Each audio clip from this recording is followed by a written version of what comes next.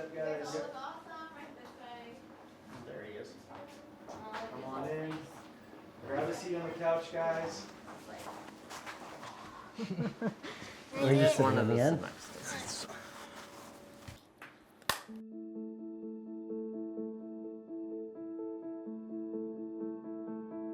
I'm a super year well. Isaiah's true condition actually has not been formally diagnosed yet. They aren't sure what he has. Isaiah, you can because you're the best nurse ever. Oh, Kyle, thank you. No problem, Mom. This is Max David Chapman. You guys remember this? Yes. Yeah. Like it was yesterday. I don't. His full name is Ethan Jackson II. Max was a 24-week micropreemie. He spent 223 days in the hospital and the rehab total. Fred's Footsteps made that possible for us to be able to just stay afloat without worrying about the bills. Fred's Footsteps allowed us to be mentally strong, to be there. Y'all allowed us to have a future. When our twins, Christopher and Anthony, were born, Christopher had prune belly syndrome, a very rare disease with a prognosis that is not often promising. It's incredible what they did for us. We were able to get to our first prune belly convention. Fred's Footsteps is the one that gave us that opportunity. I'm Crystal Parks, Kyle's mother. Larry Parks, stepfather. Kavazeni's son, hit and run survivor. Fred's Footsteps helped us keep a family united. We didn't have to worry about an electric bill. We didn't have to worry about how we were gonna pay our car insurance to get back and forth to the hospital to see Kyle. We were able to concentrate on what was the most important part, and that was each other and our spirit and our love and what needed to bring us closer. For Kyle to wake up on December 12th and open his eyes. You guys are the glue that held our family together.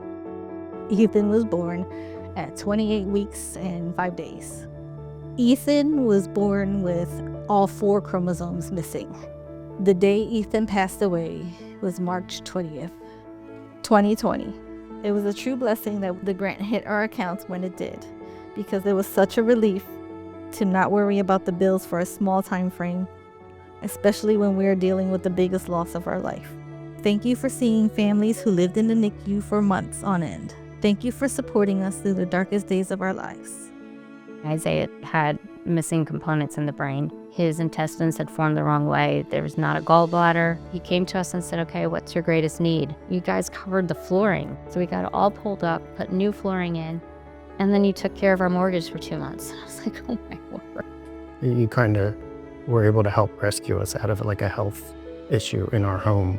It's not just financial, but it's also helping our family health-wise. And thank the donors and whoever else who has helped support Fred's Footsteps through all these years.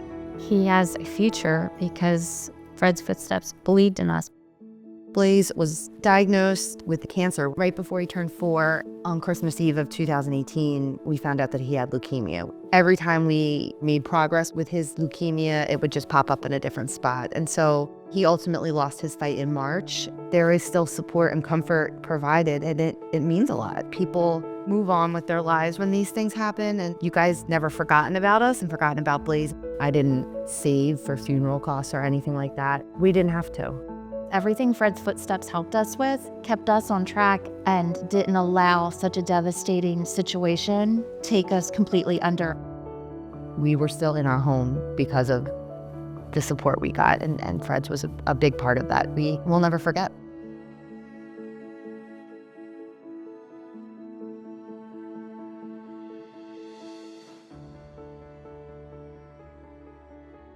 We still feel that connection. They just welcome you into their family, and once you're in forever. 9 years later, and yous are talked about all the time. You're part of our family. The 20 years to stand on is fantastic, and just keep building and keep doing a great job and keep helping more families. 20 years, that's very amazing. In this day and age, 20 more years is definitely needed. Our story started 20 years ago as the first family that Fred's Footsteps ever helped, but the Fred's Footsteps story is just beginning.